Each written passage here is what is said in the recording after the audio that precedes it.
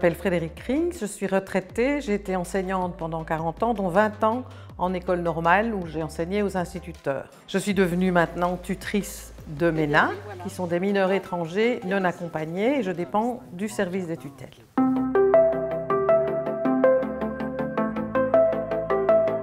Dus ik ben Bart, ik ben ondertussen al een 10-tal jaar voogd. Op dit moment heb ik 10 jongeren onder mijn hoede. En ik werk in de sociale sector, ik werk bij Sensoa. En dit doe ik dus in mijn vrije tijd. Dus ik ben vrijwillig voogd. Oké, ça va. Les MENA sont des mineurs étrangers non accompagnés. Ça veut dire que ce sont des jeunes qui sont arrivés, qui sont en demande d'asile ou en demande de régularisation, qui n'ont pas 18 ans, qui sont reconnus comme mineurs et qui n'ont pas de parents qui les accompagnent. Hallo, dag Sobaïr. Hallo Bart. Ça va? Ja, met u? Ja, goed. Ik ga mijn schoenen uitdoen, hè. Ja, zeker. Allee, heb je een theetje voor mij? Ja, zeker. Dat is goed. Ik ben voogd geworden omdat ik een lange tijd actief was in vrijwilligerswerk. Dus ik wou wel een bijdrage doen in de maatschappij. Het was jeugdwerk, ik voelde dat ik daar te oud voor werd. En ik had het gevoel dat in het Hanse integratie- en migratievraagstuk dat ik te weinig iets erover kon zeggen. Ik kende eigenlijk niemand die in die situatie zat of die ervaring had. Dus ik kon er geen goede mening over geven. Dus ik wou mij engageren en ik ben daarom besloten om voogd te worden. Hoe zeg je weer santé in Pashto?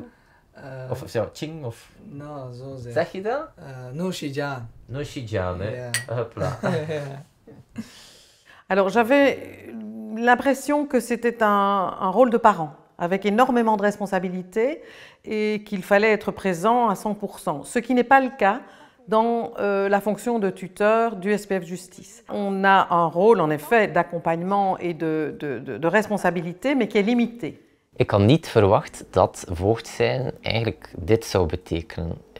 Het is veel rijker dan wat ik eigenlijk had kunnen verwachten, omdat je betekent zoveel voor de jongeren en dat had ik op voorhand echt niet kunnen inschatten.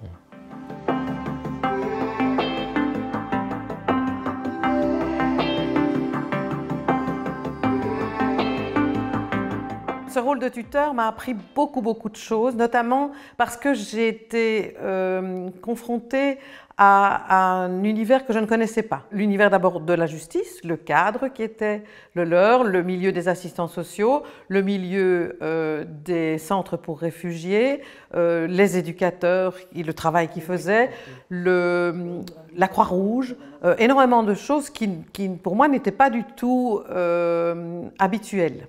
Même si j'avais une grande expérience, bien entendu, de la relation avec les jeunes.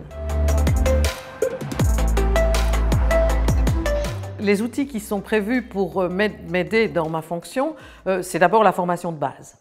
Tous les documents qui sont écrits et auxquels je peux me référer quand j'en ai besoin, mais il y a aussi mon référent au service de tutelle à qui je peux poser des questions si je suis perdue, si je ne sais plus comment je dois faire, si j'ai des problèmes avec un MENA, etc. Donc il y a toujours une disponibilité de la part du service des tutelles pour m'aider si j'ai des questions. Il y a en plus le service du helpdesk qui est vraiment très disponible, soit par mail, soit par téléphone, soit pour les formations ou les coachings individuels et qui nous permet vraiment de nous rassurer et de trouver des solutions parce que les problèmes sont multiples et ils sont très diversifiés. On ne peut pas prévoir, en dehors même de la procédure d'asile, tout ce qui peut arriver et toutes les situations qui vont nous obliger à nous adapter et à trouver des solutions.